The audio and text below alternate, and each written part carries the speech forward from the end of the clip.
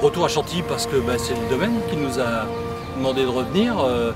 réitérer une nouvelle équipe du domaine de Chantilly, et je tiens à le préciser, parce que je n'en connaissais aucun, puisqu'ils ont eu la gentillesse de me poser la question de savoir si je savais qu'il y avait un James Bond qui avait été tourné à Chantilly, ce qui est quand même pas triste comme question. Et donc c'est vrai que 10 ans après on revient, cette nouvelle équipe, avec une grande nouveauté, c'est la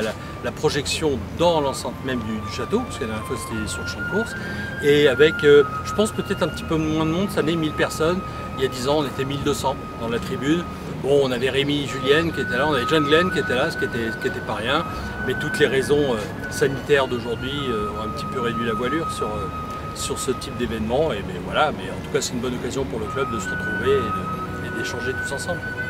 Et de voir beaucoup de nouveaux membres. J'étais très étonné par des nouveaux membres qui sont là depuis 1 an, 2 ans et qui viennent quasiment à leur premier événement.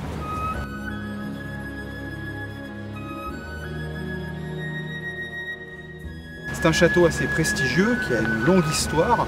mais c'est aussi le 3e château français à apparaître dans un film de James Bond. Il y a d'abord eu en 65 le château d'Annette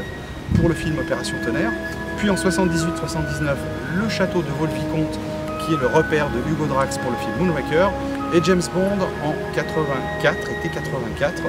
revient ici à Chantilly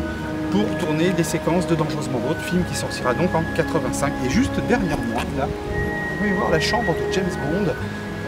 et le balcon où James Bond et Tibet parlent ensemble et voient l'hélicoptère de Stacy Sutton, interprété par Tanya Roberts, atterrir au milieu du château.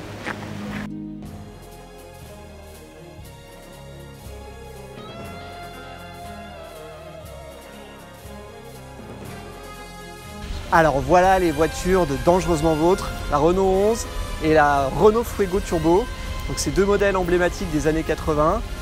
qui illustrent le partenariat de Renault avec le film. Il avait réussi à caser 2 modèles qui aujourd'hui paraissent un petit peu datés, mais à l'époque c'était ce qui se faisait de mieux, surtout la Fuego Turbo.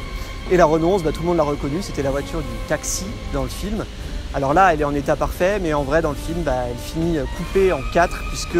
c'est elle qui subit les cascades de Rémi Julienne.